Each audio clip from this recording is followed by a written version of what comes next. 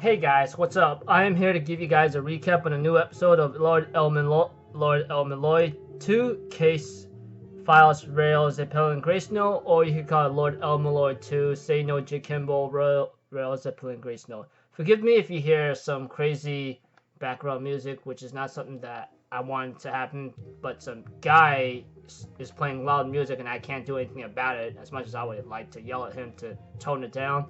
Yeah, aside from that, if you hear some strange music or something, or if I'm stuttering, I'm being disturbed by this freaking music, if anything. So, if anything else, let's just get this started. We have to it that Lord El-Melloi, along with like Kamburo, or that should I say that guy from the church whatsoever that doesn't like mages whatsoever, is starting to like trying to look into the murder of like Mari's acquaintance, or I say acquaintance, and we see to it that it's someone done that did it invisibly, and they couldn't, and the guy with the mystic eyes to see something of someone's past, he's unable to like see things clearly since it went too fast, or it just been done right away.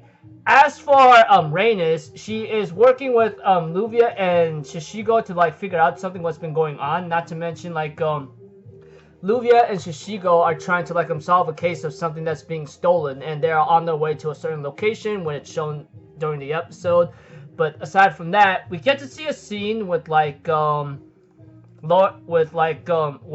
or Lord El-Melloi II and Gray are outside the train, and they later on will be attacked and be in combat against someone named Hephaestion, which is a servant apparently, and it's a woman. And she calls herself like the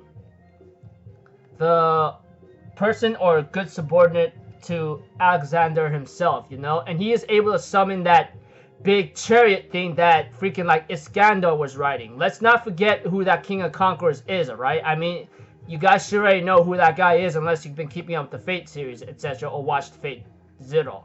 But aside from that, this person ends up almost killing Lord El-Melloi or Waver after combat, or after going in combat against Grey for a bit, but Lord El-Melloi still suffers a major burn on his back. But Atmosphere or something, or Mari if you want to call her, she will later on give something to Grey so she could use it on Lord El-Melloi's back, so she doesn't owe anything, because she believes she owed something to Lord El-Melloi because he's helping out with her to like figure out who murdered her acquaintance or her bodyguard whatsoever, you know. But aside from that, episode ends up with Gray praying that like that her teacher does not die a lonely death or something, and she will later on tell Carlos, after hearing of his story about his sister giving up being a mage and giving up her magical crest,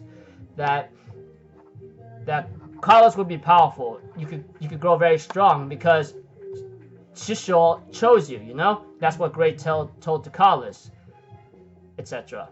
But yeah.